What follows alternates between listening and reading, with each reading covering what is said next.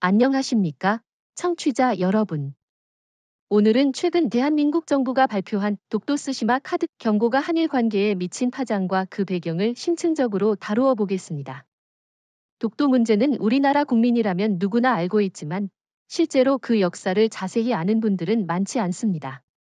독도는 삼국사기, 세종실록 지리지 등에서 신라 지증왕 시절부터 우리 땅으로 기록되어 왔습니다. 일본보다 무려 수세기 앞서 우리 선조들이 관리해온 곳이라는 사실 알고 계셨습니까? 네, 말씀하신 대로 독도는 명백히 우리 땅입니다. 저는 특히 일본이 독도를 편입한 1905년의 상황을 강조하고 싶습니다.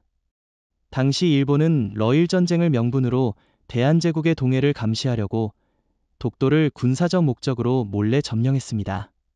샌프란시스코 강화조약에서도 독도는 일본 영토로 규정되지 않았고 연합국 최고사령부 지령에는 독도가 일본 행정권 밖으로 명시되어 있습니다.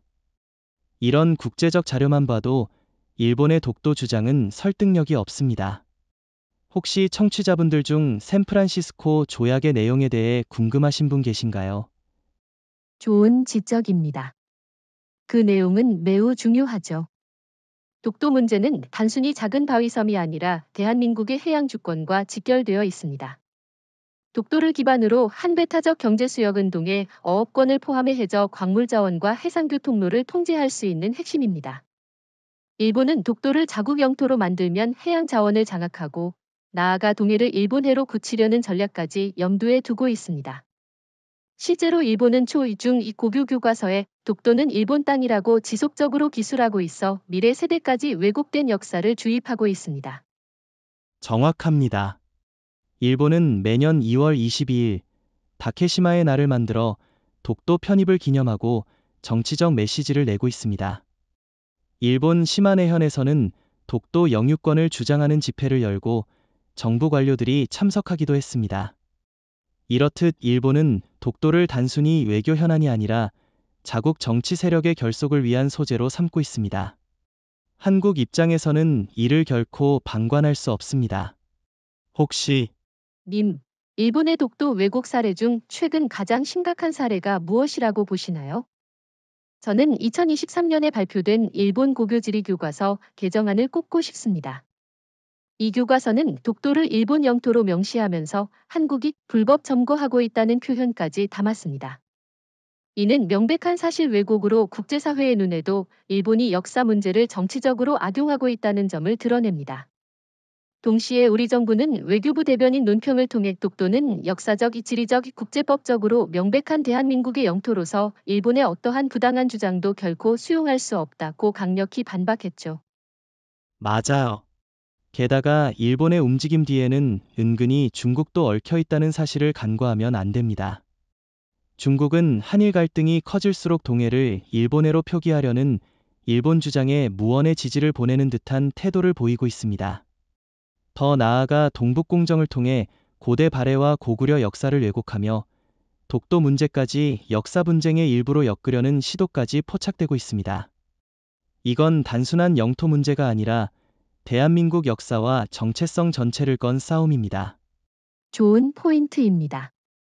사실 독도를 분쟁 지역처럼 보이게 하려는 일본의 전략은 국제사법재판소로 가져가기 위함입니다.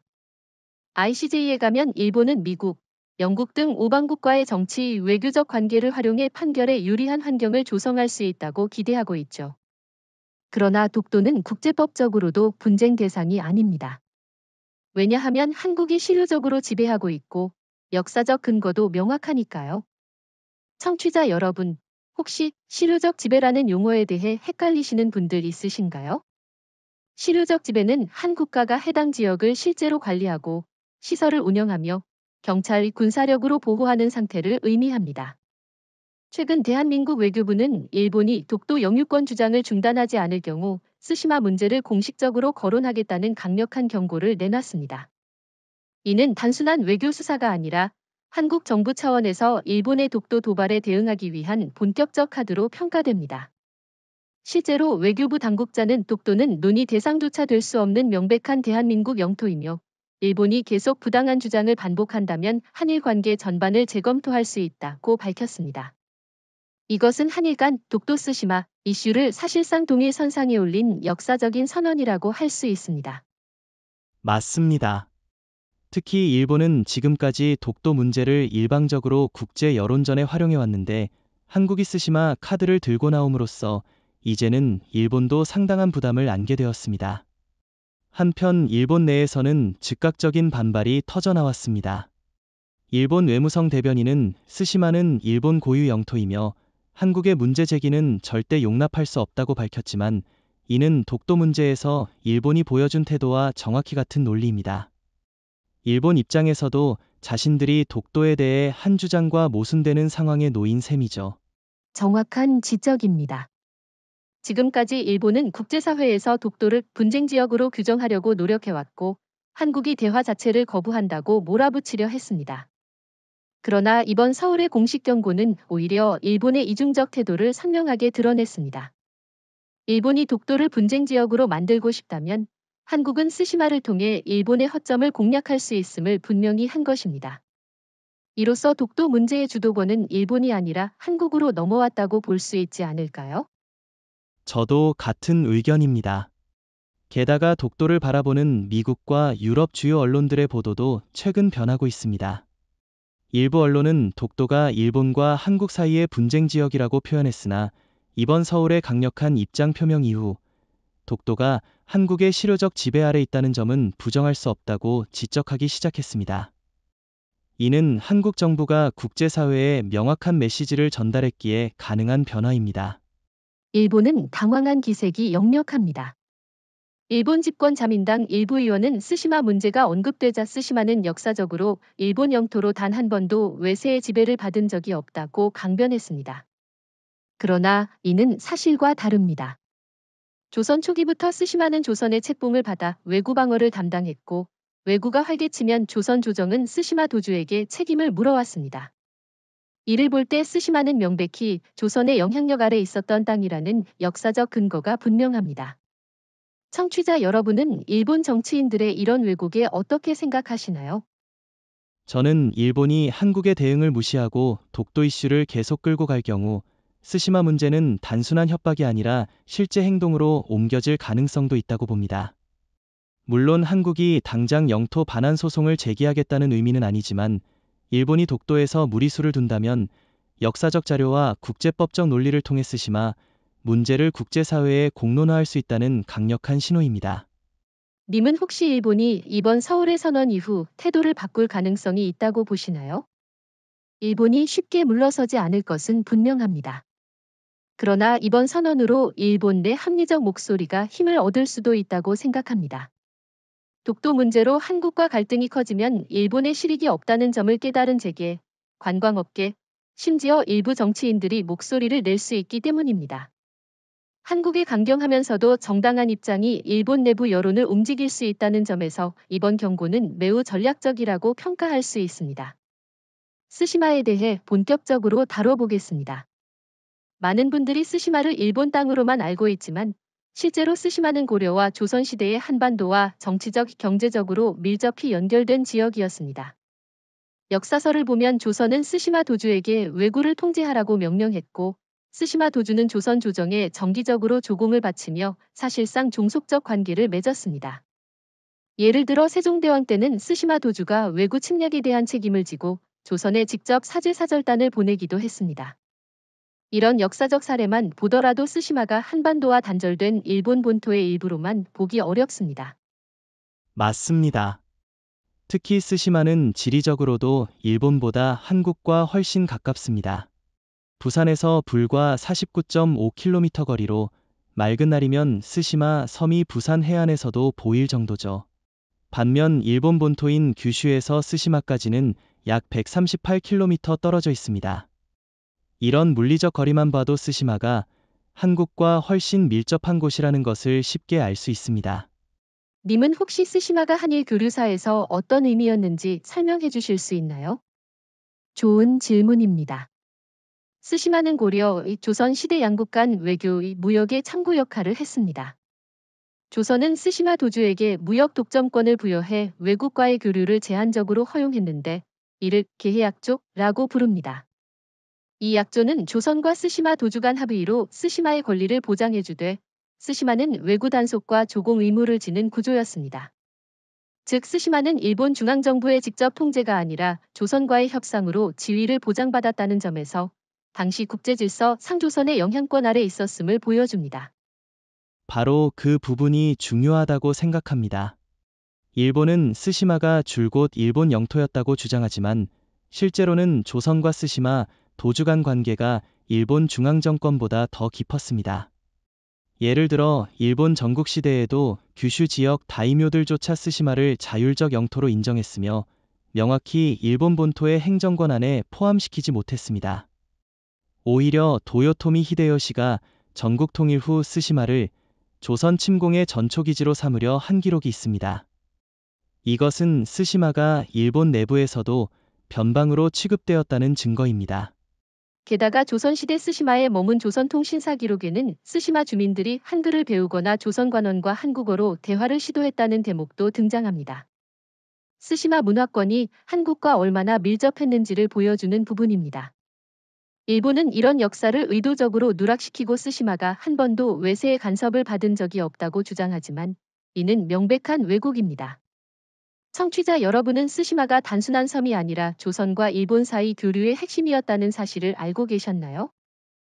또한 근현대사에서도 스시마는 일본의 대륙 침략 교두보로 활용되었고 그 과정에서 조선인 강제노역, 이안부 피해자 송출지 역할까지 수행했습니다.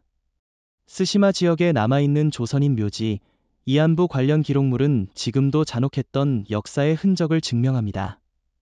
일본은 이를 철저히 감추고 있지만 한국이 국제사회에 이런 자료를 공개한다면 일본의 도덕적 정당성은 크게 흔들릴 수 있습니다. 맞습니다.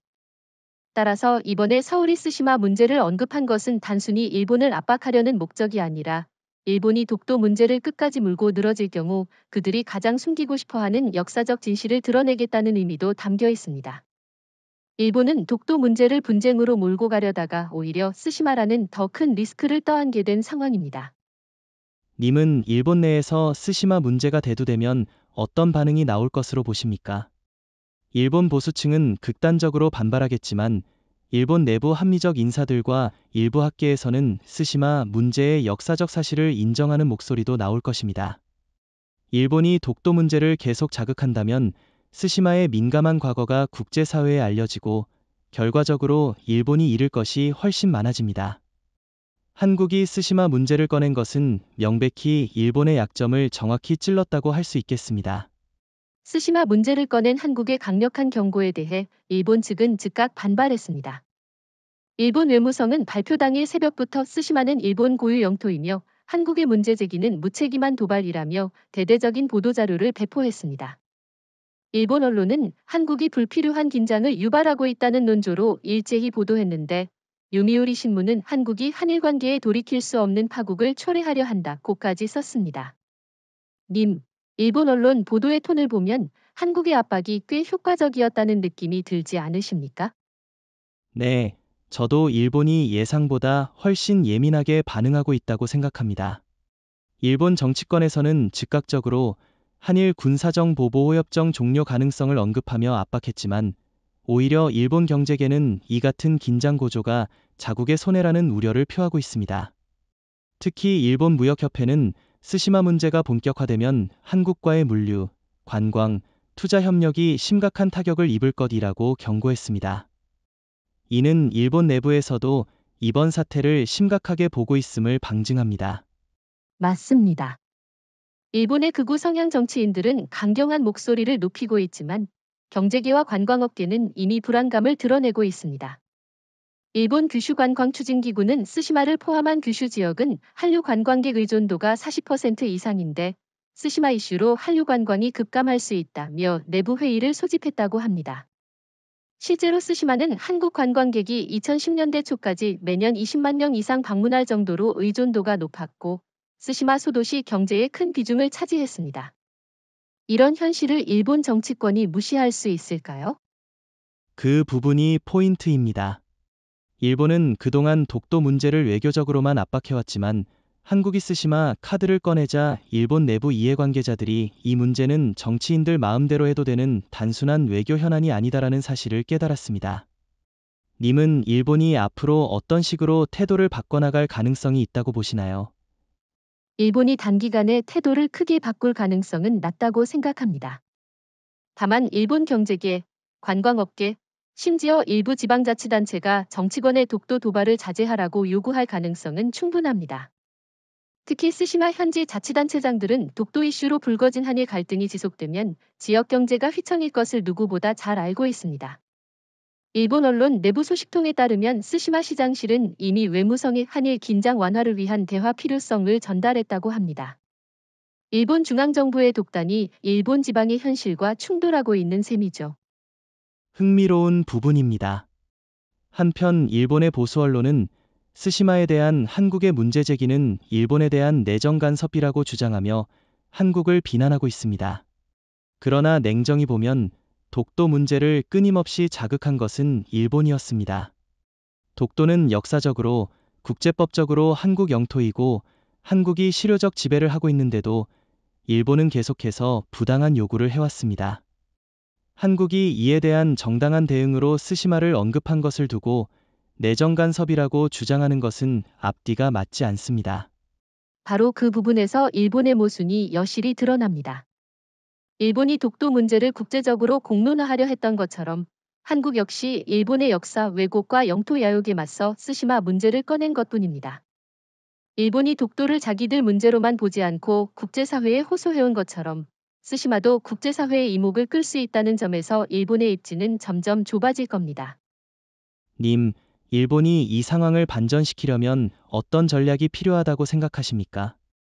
일본으로서는 독도 문제에 대한 도발을 멈추고 한일 간 대화의 장으로 돌아가는 것 외에는 방법이 없다고 봅니다. 계속 독도를 건드리면 스시마 이슈가 국제적으로 확산되고 일본이 감당하기 어려운 역풍을 맞게 될 겁니다. 이번 서울의 선언은 일본이 그동안 안이하게 가져왔던 독도 전략을 근본적으로 흔드는 사건이 되었고, 일본이 지금까지의 강경 일변도를 고수한다면 스스로 더 큰 외교적 고립을 자초할 가능성이 높습니다. 서울이 왜 스시마 카드를 꺼내게 되었는지 그 배경과 동기를 심층적으로 분석해 보겠습니다. 한국이 독도 문제에서 일본에 단순히 방어적으로만 대응하던 과거와 달리 이번에는 공세적 전략으로 전환했다는 점이 매우 중요합니다. 그 핵심에는 일본이 수십 년간 독도 문제를 이용해 한일 관계에서 지속적으로 우위를 점하려 했다는 인식이 자리 잡고 있습니다. 특히 2023년부터 일본이 독도에 대한 영유권 주장을 국제회의, 교과서, 지방행사 등 다양한 루트로 확대하면서 한국 정부 내부에서도 더 이상 방치하면 일본의 독도 분쟁 프레임에 말려들 수 있다는 위기의식이 강해졌습니다. 네, 한국 정부가 더 이상 일본의 프레임에 소극적으로 반응하지 않고 역공에 나선 결정적 계기는 일본이 독도를 분쟁화하려는 의도를 노골적으로 드러낸 데 있습니다. 실제로 일본은 G7, 아세안 플러스 3회회 등에서 독도를 언급해 국제사회에 분쟁 이미지를 심으려 했습니다. 이 과정에서 일본 외교당국은 독도를 분쟁 지역으로 인식하는 것이 국제사회 공통된 견해라는 왜곡된 메시지를 확산시켰습니다. 한국은 이를 막기 위해 스시마라는 더 큰 리스크를 일본에 상기시킨 겁니다. 맞습니다. 특히 한국은 과거 일본이 독도 문제로 얻어온 정치적, 외교적 이익을 역전시키려는 목표도 분명합니다. 일본은 독도를 통해 국내 정치적으로 보수층을 결집시키는 효과를 누려왔고, 동시에 한국 정부를 압박하는 수단으로 활용해왔습니다. 그런데 스시마 문제는 일본 보수층이 가장 예민하게 생각하는 사안이기 때문에 일본이 독도 도발을 계속하면 오히려 내부 결속이 깨질 수 있다는 심리적 압박을 가하는 효과가 있습니다. 님은 이 심리적 압박이 일본 정치권에 어떤 파급력을 미칠 것으로 보시나요? 일본 내에서 스시마는 단순한 섬이 아니라 일본 본토를 지키는 최전선이라는 인식이 있습니다. 따라서 한국이 스시마 문제를 거론하는 것만으로도 일본 정치권은 물론 보수 언론, 극우 세력까지 긴장하게 됩니다. 특히 독도 문제로 한일 갈등이 고조될 때마다 일본은 한국은 대화에 나서지 않는다. 한국의 책임을 돌려왔는데 스시마 카드로 균형추가 바뀌었습니다. 이제는 일본이 먼저 독도 문제 도발을 중단하지 않으면 상황을 수습할 수 없게 된 겁니다. 좋은 지적입니다. 또한 한국은 스시마 카드로 일본뿐 아니라 주변국에도 메시지를 보낸 셈입니다. 중국은 독도 이슈가 커질수록 동북아 불안정을 틈타 영향력을 키우려는 속셈이 있었는데 한국이 스시마를 언급하자 중국 역시 한국의 단호한 자세에 긴장하는 분위기가 감지됩니다. 일본과의 독도 갈등을 넘어 스시마까지 이슈화되면 동북아 전체에 충격파가 미칠 수 있으니 한국이 동북아 질서에 적잖은 영향력을 행사할 수 있다는 점을 분명히 보여준 것입니다. 그렇습니다. 그리고 이런 강경한 메시지가 한일 관계뿐 아니라 미국 등 우방국에도 분명한 사인을 준다고 생각합니다. 지금까지 미국은 독도 문제에 관해 중립적 입장을 유지한다고 했지만 사실상 일본의 손을 들어주는 모호한 태도로 일관해왔습니다. 한국이 이번에 스시마를 언급하면서 독도 문제에 대한 국제적 관심을 높이고 미국도 일본 편향적인 태도를 지속하기 어려운 환경을 만든 겁니다. 님은 미국의 입장 변화 가능성을 어떻게 전망하십니까? 미국 입장에서는 한미일 삼국 협력이 필요하지만 한국이 독도와 스시마 문제로 단호한 태도를 보이면서 독자적 외교 노선을 강화한다면 더 이상 일본 편향으로 일관하기 어려울 것입니다. 특히 한국이 스시마 문제로 일본의 역사적 부당성을 국제사회에 환기한다면 미국도 이미지 관리를 위해 최소한 중립을 유지할 가능성이 높아질 겁니다. 이것은 한국이 독도 문제에서 일본에 끌려다니는 국면을 끝내고 주도권을 확실히 되찾아왔음을 상징합니다. 이번 스시마 카드 선언은 일본뿐 아니라 한국 국내에서도 큰 반향을 불러일으켰습니다. 특히 보수층에서는 잘했다. 이제라도 일본의 단호한 자세를 보여줘야 한다는 찬성이 압도적으로 높았습니다. 한 여론조사 전문기관의 긴급 설문조사 결과에 따르면 60대 이상 응답자의 83%가 스시마 문제를 거론한 것은 매우 잘한 일이라고 평가했고 40에서 50대 역시 75% 이상이 동의했습니다.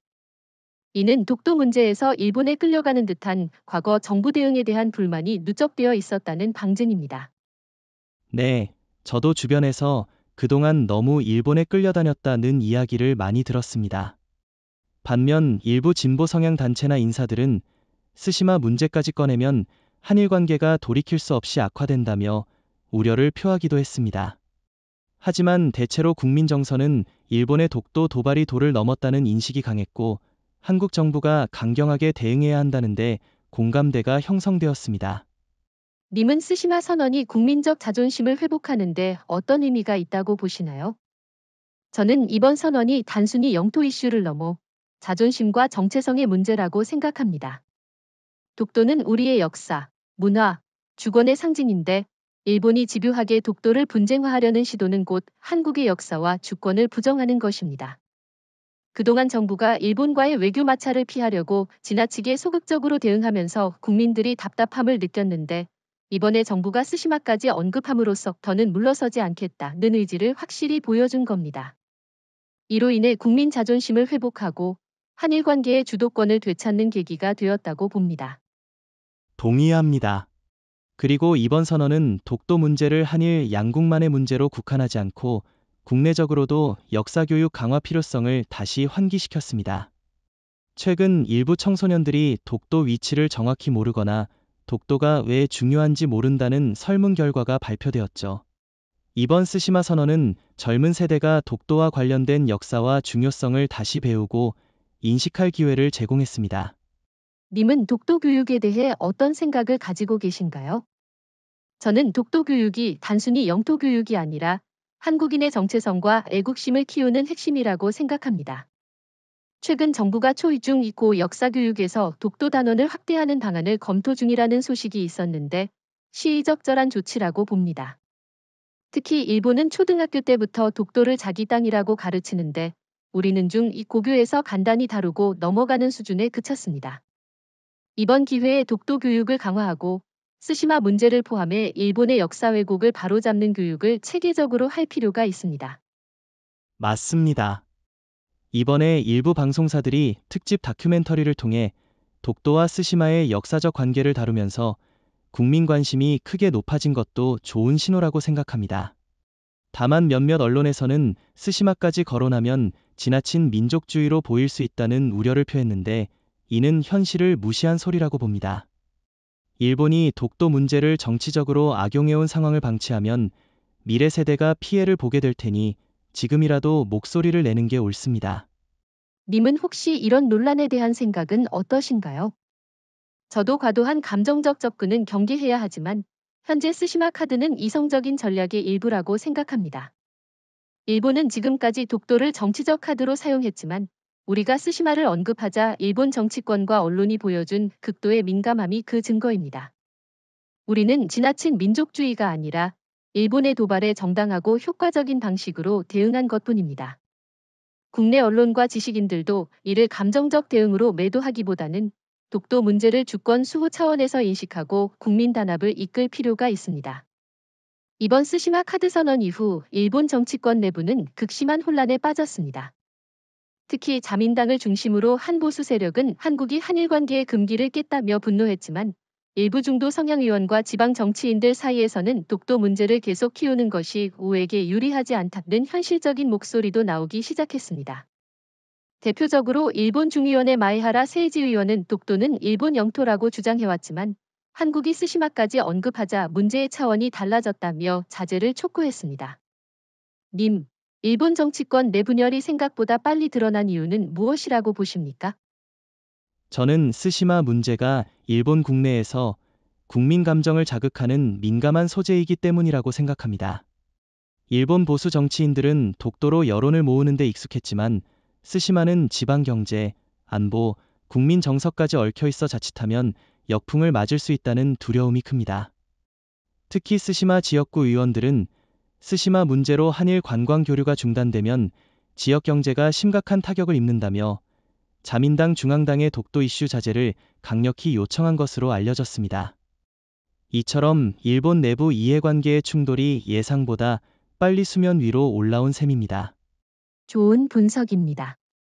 또 하나 주목할 점은 일본 정치권이 한 목소리로 대응하지 못한다는 사실 자체가 한국에 유리하다는 겁니다. 일본은 그동안 독도 문제를 정부와 국회, 지방자치단체, 언론까지 일사불란하게 움직여 공세를 펼쳐왔는데 이번에는 스시마 카드로 내부 균열이 드러나면서 정치권 일치 단결 구도가 무너지고 있습니다. 특히 일본 의회 내 한일의원연맹 소속 의원 일부는 한일 관계 악화를 원치 않는다며 스시마 언급 중단과 독도 도발 자제를 주문하고 있습니다. 님은 이들의 영향력이 일본 전체 분위기에 어떤 변화를 줄 수 있다고 생각하시나요? 일본 정치권에서 한일 관계 정상화를 주장하는 의원들이 목소리를 내기 시작하면 자민당 내부에서조차 독도 문제에 대한 무리한 공세를 조절하자는 의견이 힘을 얻을 가능성이 있습니다. 다만 아베 신조 전 총리 이후 자민당 내 극우 성향이 강화된 분위기라 보수 핵심 세력이 이를 얼마나 수용할지는 미지수입니다. 그러나 분명한 것은 스시마 언급 이후 일본 정치권 내부 논쟁 구도가 완전히 바뀌었다는 점이고 이는 한국이 이번 대응으로 큰 전략적 성과를 거뒀다는 것을 보여줍니다. 맞습니다. 게다가 일본 정치권의 이런 혼란은 언론을 통해 국민에게 고스란히 전달되고 있습니다. NHK와 아사히신문 등 주요 매체는 스시마 이슈로 자민당 내부에서도 이견이 분출되고 있다며 정치권의 균열을 자세히 보도했습니다. 과거 같으면 일본 언론이 정부 입장만 대변했겠지만 이번에는 일부 언론이 한국이 스시마를 거론한 배경과 일본의 독도 도발을 비판적으로 다루면서 여론도 복잡하게 움직이고 있습니다. 이런 변화는 한국 입장에서 유리한 국면이라고 할 수 있지 않겠습니까? 정확히 그렇습니다. 일본 국민은 독도 문제에 상대적으로 무관심하다가도 정부와 언론이 부추기면 여론이 쉽게 흔들렸는데 이번엔 스시마 문제가 얽히면서 우리 지역이 한일 갈등에 휘말리나라는 불안감이 확산되고 있습니다. 일본 정치권은 이런 지역 여론을 무시할 수 없고 특히 규슈와 스시마 지역 의원들의 반발이 커질수록 자민당 중앙당의 강경책은 설 자리를 잃을 겁니다. 한국은 일본 정치권 내부 분열을 활용해 독도 문제에서 우위를 확보할 수 있을 것입니다. 스시마 카드 선언 이후 한일 갈등이 격화되자 미국을 비롯한 주요 동맹국과 주변국들의 반응도 서서히 드러나고 있습니다. 특히 미국은 한미일 공조에 악영향을 미칠 수 있다며 한국과 일본 모두의 자제를 요청했지만 내심으로는 한국의 단호한 태도에 당황한 기색을 보이고 있습니다. 바이든 행정부는 대북 공조, 중국 견제 등 한미일 안보 협력을 중시하는데 한일 간 갈등이 스시마 문제까지 확대되면 한미일 삼각축 자체가 흔들릴 수 있기 때문입니다. 님, 미국이 이 상황에서 일본보다는 한국에 부담을 더 주려 할 가능성은 없을까요? 충분히 있을 수 있다고 봅니다.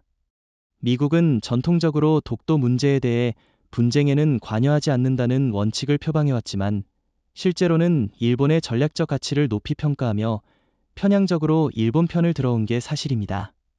그러나 스시마 문제는 일본의 독도 도발에 대한 대응 성격이 강하기 때문에 이번에는 미국이 이전처럼 일본 편만 들기 어려울 것입니다. 오히려 한국이 스시마를 거론하면서 독도 도발을 중단하지 않으면 사태가 훨씬 커질 수 있다는 메시지를 분명히 한 만큼 미국으로서도 일본의 자제를 권고할 수밖에 없는 상황입니다. 맞습니다.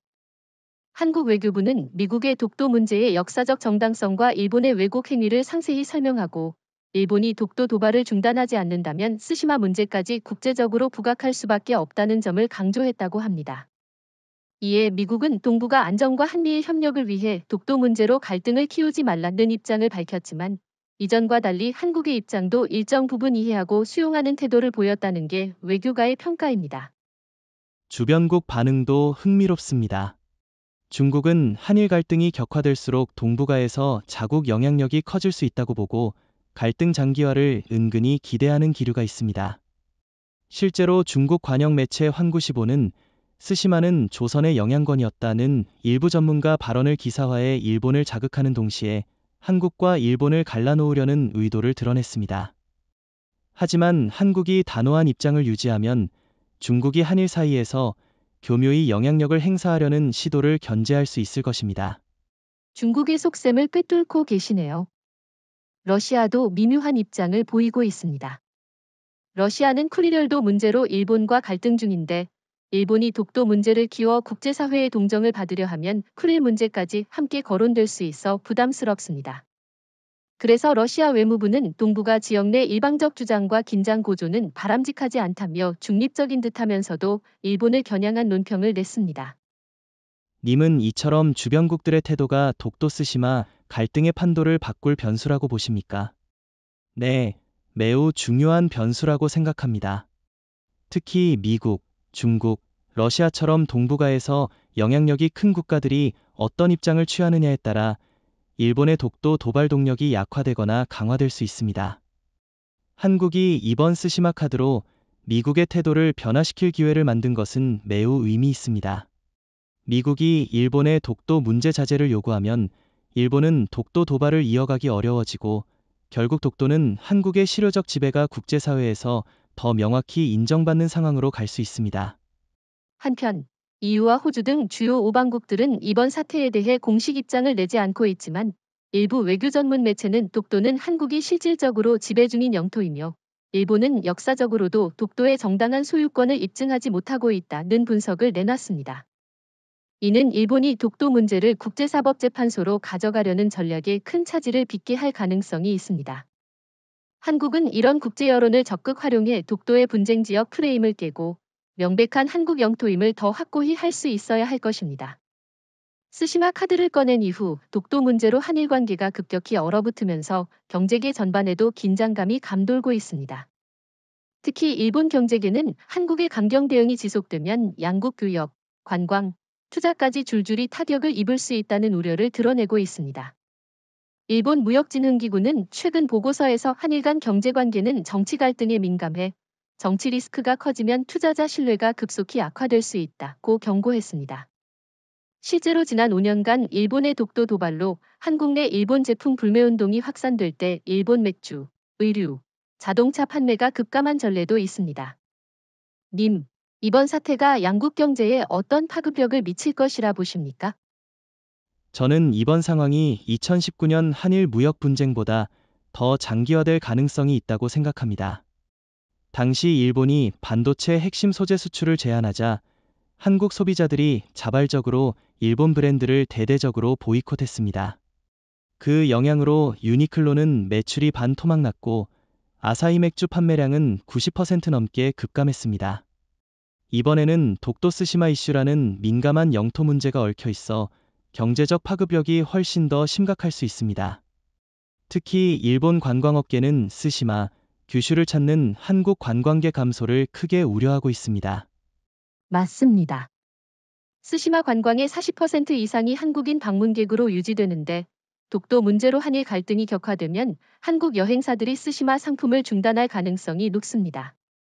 실제로 한국 주요 여행사들은 스시마와 후쿠오카 여행 상품의 예약률이 이번 사태 직후 20% 가까이 감소했다고 발표했습니다. 이는 일본 지방 경제에 상당한 충격을 줄 것입니다. 님은 일본 경제계가 정치권의 독도 문제 자제를 요구할 가능성을 어떻게 보시나요? 충분히 있다고 봅니다. 일본 내에서도 규슈 스시마 지역 상공회의소는 독도 스시마 문제로 한국과의 교류가 멈추면 소상공인이 가장 큰 타격을 입는다고 보고 정치권의 독도 도발을 자제하라고 공식 건의한 사례가 있습니다. 일본 자동차 업계도 한국 시장에서 도요타, 혼다 등이 독도 관련 갈등 때마다 판매량이 급락한 전례를 우려하고 있습니다. 일본은 한국과 연 800억 달러 이상 교역하고 있고 일본에 대해 한국 투자액도 적지 않아 경제계 입장에선 독도 도발로 인한 장기적 손실이 훨씬 부담스럽게 느껴질 것입니다. 특히 이번 스시마 선언 이후 일본 일부 언론과 경제 전문가들은 한일 갈등이 지속되면 엔저로 인한 수출 호재조차 한국 시장에서 무력화될 수 있다고 분석했습니다. 일본 제품 불매 운동이 한 번 더 확산되면 일본 소비재, 자동차 브랜드는 물론 반도체, 첨단 부품까지 직격탄을 맞을 가능성이 높습니다. 이는 일본 제조업 전체의 위협이 될 수 있습니다. 반면 한국은 일본에 대한 수입 의존도를 과거보다 많이 줄였고 대체 수입처를 확보해 리스크가 상대적으로 적습니다. 님은 이러한 경제적 균형 변화가 독도 문제에 어떤 함의를 준다고 보시나요? 좋은 포인트입니다. 과거에는 일본이 경제력으로 한국을 압박하려는 전략을 쓸 수 있었지만 지금은 상황이 완전히 달라졌습니다. 한국은 반도체, 조선, 배터리 등 주요 산업에서 세계적 경쟁력을 갖추고 있고 일본과의 경제적 상호의존도가 과거보다 낮아져 있습니다. 오히려 일본이 한국에 의존하는 분야가 적지 않다는 점이 명확해졌습니다. 이 때문에 일본이 독도 문제로 긴장을 높일수록 경제적 손해를 일본이 더 크게 입을 가능성이 높습니다. 이는 한국이 독도 스시마 문제에서 주도권을 유지할 수 있는 또 하나의 중요한 근거가 됩니다. 독도 스시마 갈등이 한일 경제뿐만 아니라 안보 분야까지 확산될 가능성이 있다는 점에서 군사적 긴장 여부를 따져보지 않을 수 없습니다. 최근 일본 방위성 일부 강경파는 독도 주변에 대한 경계 강화와 해상자위대 초계 강화 방안을 언론에 흘렸습니다. 일본 아사히 신문은 자위대 소식통을 인용해 한국이 독도 실효 지배를 강화하면 일본은 독도 주변의 군함 배치를 확대할 수도 있다고 보도했습니다. 님, 일본의 이런 움직임은 실현 가능성이 있다고 보십니까? 저는 일본이 실제로 군사 행동에 나설 가능성은 극히 낮다고 봅니다. 일본이 독도 주변에서 자위대 활동을 확대하려 한다 해도 한국 해군과 해경이 이미 독도 주변을 철저히 감시하고 있고 동맹국인 미국 역시 한일 간 무력 충돌을 원치 않기 때문입니다. 게다가 일본 내부에서도 독도와 관련해 군사적 도발은 자칫 국제사회에서 일본을 전범국 이미지를 되살리는 결과를 초래할 수 있어 자제해야 한다는 목소리가 큽니다. 님은 일본이 군사적 압박을 통해 독도 문제를 해결하려 할 가능성을 얼마나 보십니까? 저도 현실적으로는 가능성이 낮다고 생각합니다. 하지만 일본은 독도 주변을 분쟁 지역처럼 보이게 하려고 해상자위대 초계나 항공기 비행을 빈번히 하는 방식으로 긴장을 고조시킬 수 있습니다. 실제로 2019년 일본 초계기가 한국 해군 함정 60m 상공까지 근접 비행해 한일 간 군사적 긴장이 최고조에 달했던 사례가 있습니다. 이런 도발은 한국이 강경 대응하지 않으면 일본의 독도 분쟁 지역 프레임에 말려들 가능성을 높입니다. 이번 스시마 카드 역시 일본이 군사적 긴장을 유발하면 한국도 더 강력히 대응할 수 있다는 경고로 해석할 수 있습니다. 맞습니다. 일본의 독도 도발이 군사적 긴장으로 이어질 위험성은 낮지만 상징적 무력 시위가 정치적 계산에 따라 재발할 가능성은 충분합니다. 그래서 한국은 독도 주변의 경계태세를 더욱 강화할 필요가 있습니다. 현재 한국 해군은 울릉도와 독도에 P-3 해상 초계기, KDX-2 구축함 등을 순환 배치하며 철통 방어 중입니다. 이러한 실효적 군사 지배는 국제법적으로도 독도가 한국 영토라는 강력한 증거가 됩니다. 님은 이런 실효적 군사 지배의 의미를 어떻게 평가하십니까? 대단히 중요합니다. 국제법에서 실효적 지배는 영토를 계속적으로 평화롭게 점유히 관리하고 있다는 증거로 간주됩니다. 특히 독도처럼 일본이 분쟁 지역으로 포장하려는 상황에서는 한국이 지속적으로 독도를 관리하고 경비하는 모습 자체가 분쟁 지역이 아니라는 증거가 됩니다.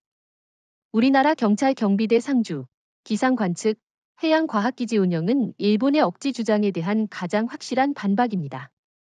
님은 이런 군사적, 행정적 실효 지배를 강화하기 위한 추가 조치가 필요하다고 보십니까? 네, 필요하다고 생각합니다. 예를 들어 독도에 최신 감시 장비를 추가 설치하고 독도 주변을 상시 감시하는 무인 해양 드론 도입도 검토해야 합니다. 또 독도 방어를 전담하는 해경과 해군의 합동 훈련을 정례화하고 이를 국내의 언론에 적극 공개하면 일본의 분쟁 지역 주장에 대응하는 데 효과적일 것입니다. 일본이 독도를 군사적으로 자극하려 할 때 한국이 단호히 대응할 의지와 능력을 갖췄다는 메시지를 분명히 해야 합니다. 독도 스시마 갈등이 한일 양자 차원을 넘어 국제사회로까지 파장이 커질 가능성이 높아지면서 유엔과 국제기구의 역할이 새삼 주목되고 있습니다. 일본은 과거 독도 문제를 국제사법재판소로 끌고 가려 했지만 한국이 명백한 대한민국 영토를 분쟁 지역화하려는 시도라며 단호히 거부했습니다. 그런데 이번 스시마 카드 선언으로 한일 갈등이 재점화되자 일본은 다시 국제사회에 독도를 분쟁 지역으로 인식시키려는 움직임을 보이고 있습니다. 님, 유엔이나 주요 국제기구가 이번 갈등에서 어떤 역할을 할 수 있을까요? 유엔은 영토 분쟁에 대해 직접적인 판결 권한은 없지만 긴장 완화와 평화적 해결을 위한 중재 권고를 할 수 있습니다. 하지만 일본이 기대하는 대로 유엔이 독도를 분쟁 지역으로 다루려 할 가능성은 낮다고 생각합니다. 왜냐하면 유엔 해양법 협약상 한국이 독도를 실효적으로 지배하고 있다는 사실이 명확하기 때문입니다. 독도는 한국의 경찰과 행정기관이 상주하고 있어 국제법상 평화적, 지속적 지배의 사례로 인정될 수 있습니다. 님은 유엔 등 국제무대에서 한국이 어떤 전략을 구사해야 한다고 보십니까? 한국은 일본의 독도 왜곡 시도를 차단하기 위해 적극적으로 국제 여론전을 펼쳐야 합니다. 유엔을 비롯한 국제기구에 한국이 독도에서 수행 중인 기상 관측, 해양 연구 등 평화적 활동을 알리고 일본의 도발이 동북아 안정에 위협이 될 수 있다는 점을 부각해야 합니다. 특히 유엔 산하기후변화 관련 기구나 유네스코의 독도의 자연생태와 연구 성과를 발표하면 독도가 단순한 영토가 아니라 국제사회가 보존할 가치가 있는 생태자산이라는 점을 설득력 있게 전달할 수 있습니다. 좋은 전략입니다. 일본은 자국 주장을 유럽이나 미국의 보수적 연구기관과 결탁해 퍼뜨려 왔습니다. 예를 들어 일본은 워싱턴 DC 내 싱크탱크와 협력해 독도가 분쟁 지역이라는 보고서를 만들어 배포한 사례가 있습니다. 한국은 이러한 일본의 왜곡 정보전에도 맞서야 합니다. 외교부와 문화체육관광부가 공동으로 다양한 언어로 독도 관련 영문 자료를 제작 배포하고 재해공관을 통해 지속적으로 전 세계 주요 언론과 학계에 제공해야 한다고 생각합니다. 님은 국제사회 설득에서 가장 효과적인 메시지는 무엇이라고 보시나요? 독도의 역사성과 국제법적 근거를 강조하는 것과 동시에 일본이 독도 문제를 이용해 동북아 안정을 해치고 있다는 점을 부각하는 것이 핵심이라고 봅니다. 예를 들어 독도는 한반도 평화체제와 직결된 대한민국의 핵심 영토로 일본의 부당한 주장과 독도 문제 국제화 시도는 한일 관계뿐만 아니라 동북아 전체의 안정을 위협한다는 메시지는 국제사회가 귀 기울일 수밖에 없는 내용입니다. 여기에 한국이 독도에서 이뤄온 평화적 활용 사례를 구체적으로 제시하면 설득력이 훨씬 높아집니다. 맞습니다. 게다가 국제 여론은 이미 독도가 한국의 실효적 지배 아래 있다는 점을 점차 받아들이고 있는 분위기입니다. 미국의 외교 전문지 포린 폴리시는 일본이 독도 문제를 국제사법재판소로 끌고 가려 해도 한국이 실질적으로 독도를 관리하는 이상 재판부가 관할권을 인정하지 않을 가능성이 크다고 분석했습니다. 이는 국제사회가 독도를 분쟁 지역으로 보지 않고 한국 영토로 인식하는 흐름이 강화되고 있음을 보여줍니다. 이런 상황에서 한국이 적극적으로 국제사회와 소통하면 일본의 독도 분쟁화 전략은 효과를 잃을 것입니다. 독도와 스시마를 둘러싼 역사적 기록과 선례를 짚어보겠습니다. 독도는 삼국사기, 세종실록 지리지 등에서부터 신라 지증왕 때 오산국으로 병합되어 조선까지 줄곧 우리 영토로 관리되어 온 사실이 분명합니다. 반면 일본은 1905년 러일 전쟁 중 시마네현 고시를 통해 독도를 몰래 편입하려 했습니다. 이는 국제법상 무효로 평가되는 시효 취득의 사례에 해당합니다.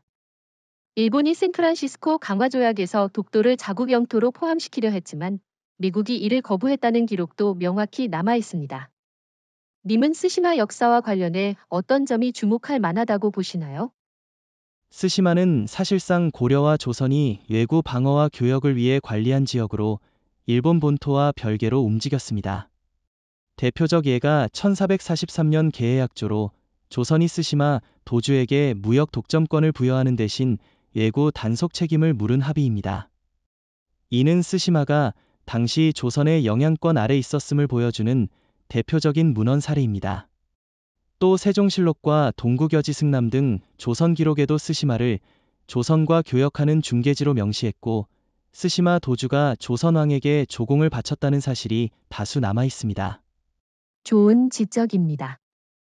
역사적 사실로만 보면 스시마는 일본 본토에서 떨어져 독립적으로 운영되면서 조선의 영향을 크게 받았습니다. 이 때문에 일본 중앙정권조차 스시마를 완전히 통제하지 못해 도요토미 히데요시가 전국을 통일한 후에야 스시마를 대조선 침략의 교두보로 삼으려 시도했습니다. 그 전까지 스시마는 사실상 조선과 일본 사이의 완충지대이자 조선 영향력 아래 있었습니다. 님은 이런 역사가 지금 스시마 카드를 꺼낸 한국에 어떤 의미를 준다고 생각하시나요? 스시마 역사는 한국이 이번 스시마 카드를 단순한 위협이 아니라 일본의 부당한 독도 주장에 대응하기 위한 정당성을 갖춘 카드로 사용할 수 있게 합니다. 일본이 독도를 계속 분쟁화하려 한다면 한국은 스시마의 역사적 사실을 근거로 일본의 모순을 국제사회에 폭로할 수 있습니다. 일본 입장에서 스시마 문제가 국제적 논쟁으로 비화되면 정치적, 경제적 부담이 커질 수밖에 없습니다. 다시 말해 스시마 선례는 한국이 일본의 독도 도발에 맞설 때 유효한 역사 카드가 될 수 있다는 점에서 의미가 있습니다. 동의합니다. 또한 독도와 스시마 모두 한일 관계 역사 속에서 단순한 영토가 아니라 동북아 세력 균형을 보여주는 상징적 공간이라는 점도 중요합니다. 일본이 독도를 일방적으로 주장해온 것처럼 한국도 스시마를 거론할 수 있다는 것은 일본이 독도 문제를 지속할수록 스스로 더 큰 역사적 논란을 부를 수 있다는 강력한 메시지입니다. 님은 일본이 이 역사적 리스크를 알고도 독도 문제를 계속 고집할까요? 일본은 과거를 왜곡하고 독도 문제를 자국 보수층 결집용으로 사용해왔기 때문에 쉽게 포기하지는 않을 것입니다.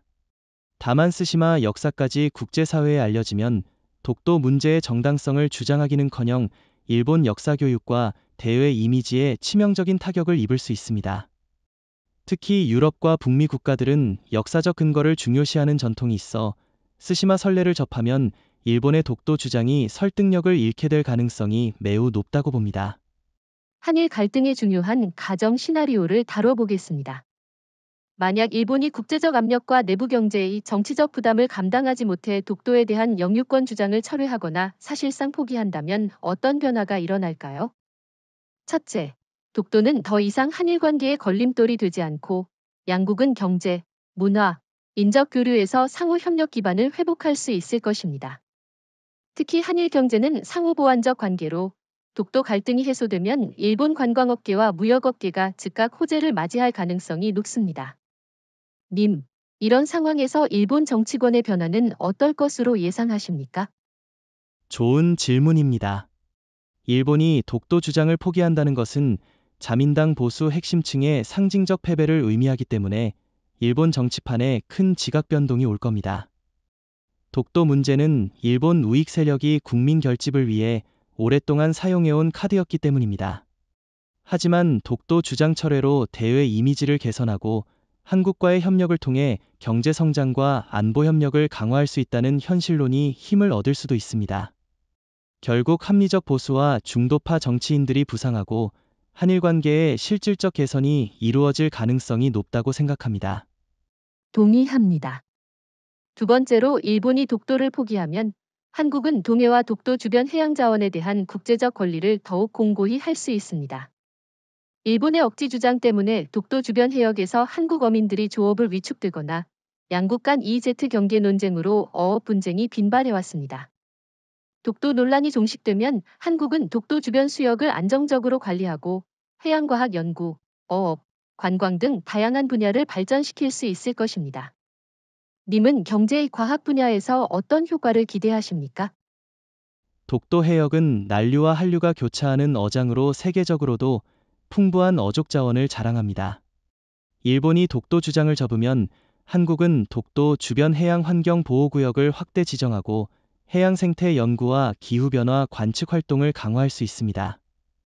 특히 독도의 해양 기상 관측소는 동북아 기상 예보의 핵심인데 일본이 독도에 대한 정치적 공세를 중단하면 이 분야 국제 공조도 훨씬 수월해질 것입니다. 또한 독도 관광 산업도 지금보다 훨씬 활성화될 것으로 보입니다. 좋은 분석입니다. 세 번째로 한미일 안보 협력에도 긍정적 효과가 기대됩니다. 독도 문제는 한미일 군사 협력에서 한일 간 신뢰를 저해해왔고 한일 군사정보보호협정처럼 민감한 협정이 파기 위기를 맞는 원인이 되기도 했습니다. 일본이 독도를 포기하면 한일 간 불필요한 감정 싸움이 사라지고 북한 핵 미사일 위협이나 동북아 안보 환경 변화에 공동 대응할 수 있는 여건이 마련될 것입니다. 님은 이런 점에서 일본 내 보수층 반발을 누그러뜨릴 방안이 있을까요? 일본 정부가 독도 주장을 철회하면서도 양국 미래 세대를 위한 결단이라는 명분을 내세운다면 보수층의 체면을 살리면서 정치적 반발을 최소화할 수 있을 것입니다.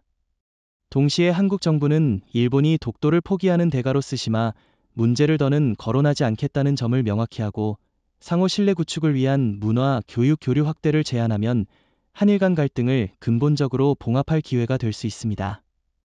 이런 협력적 접근은 동북아 전체 안정에도 기여할 것입니다. 반대 시나리오를 살펴보겠습니다.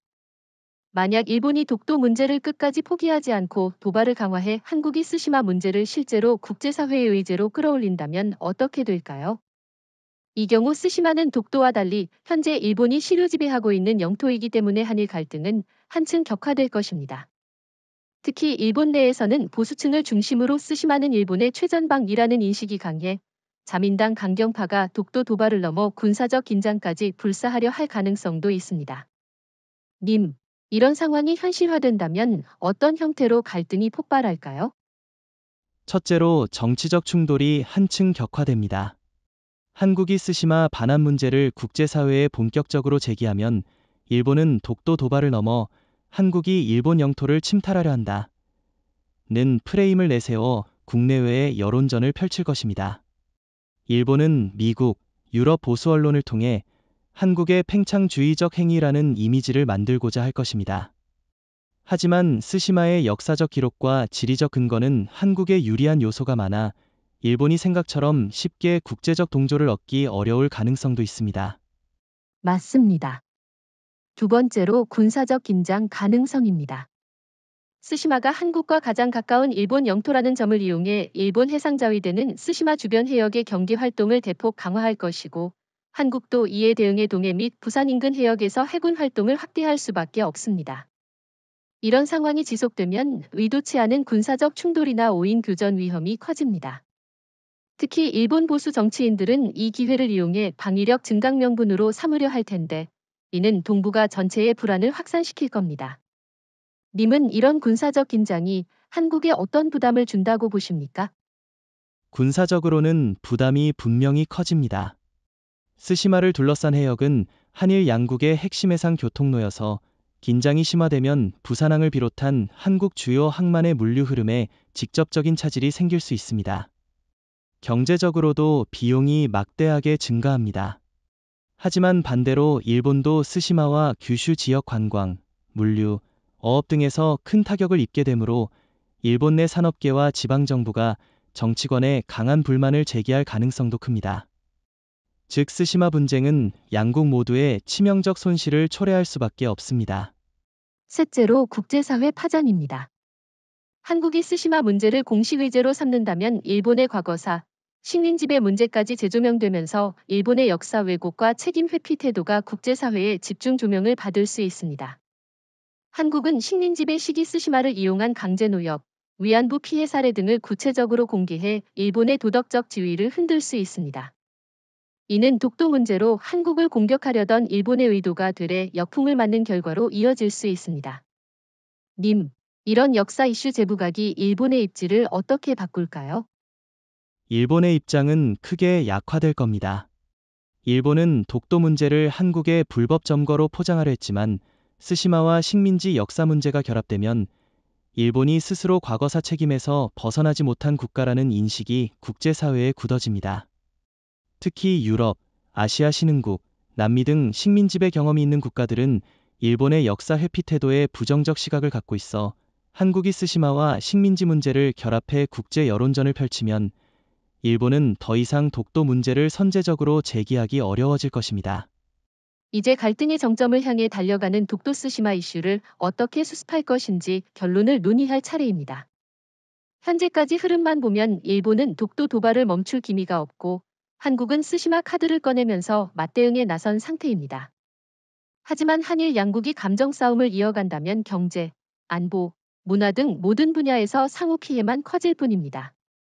특히 일본이 독도 문제를 고집하면 한국도 스시마 문제를 계속 언급할 수밖에 없고 갈등은 악순환으로 빠질 것입니다. 님, 이런 상황에서 갈등을 완화하려면 어떤 접근이 필요하다고 보십니까? 가장 중요한 것은 일본이 독도 문제를 더 이상 정치적 도구로 사용하지 않는 것입니다. 독도는 명백히 한국의 영토이고 일본의 억지 주장은 양국 관계에 전혀 도움이 되지 않습니다. 일본이 독도 도발을 중단하고 역사적 사실을 존중한다면 한국도 스시마 문제를 더 이상 의제로 삼을 이유가 없게 됩니다. 양국이 독도와 스시마라는 민감한 주제는 잠정적으로 봉인하고 경제, 문화, 인적 교류에 집중하는 방식으로 대화를 재개하는 것이 최선이라고 생각합니다.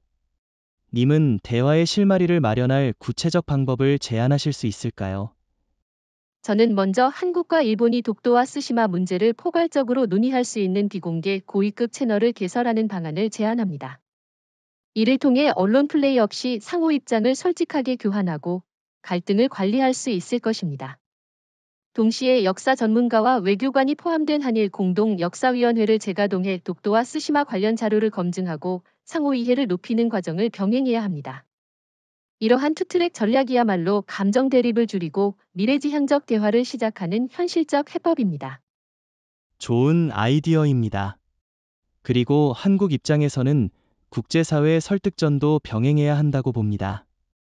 일본이 독도 문제를 다시 국제사회의 분쟁 지역으로 포장하려들 가능성이 남아있기 때문입니다. 우리는 독도 시료 지배의 평화적 성격, 해양 기상 관측 등 독도의 공공적 역할을 적극 알리면서 일본의 왜곡 시도를 차단해야 합니다. 국제 여론이 독도를 명백한 한국 영토로 인식할수록 일본은 독도 도발을 이어가기 어려워질 것입니다. 님은 국민적 차원의 역할에 대해선 어떻게 생각하십니까? 국민적 차원에서도 냉정함이 필요합니다. 일본의 자극적인 발언에 감정적으로만 대응하지 않고 사실과 역사를 기반으로 단호하되 품격 있게 대응하는 것이 중요합니다. 특히 교육 현장에서 독도와 스시마 역사 교육을 강화해 젊은 세대가 한일 갈등의 본질을 정확히 이해하도록 해야 합니다. 그래야 일본의 왜곡에 흔들리지 않고 독도 문제에 대한 국민적 공감대와 단합된 의지를 지속할 수 있습니다. 동시에 일본과의 민간 교류도 이어가 양국 시민 간 불필요한 적대감을 누그러뜨릴 필요가 있습니다. 결국 독도와 스시마는 동북아 평화와 안정, 그리고 한일 양국의 미래를 좌우할 수 있는 민감한 문제입니다. 일본이 독도 도발을 멈추고 한국도 스시마를 정치적 카드가 아닌 역사교육 차원에서 활용한다면 양국은 지금보다 훨씬 성숙한 관계로 나아갈 수 있을 것입니다. 갈등보다 대화가 훨씬 큰 가치를 만들어낸다는 사실을 양국 모두가 깨닫길 바랍니다.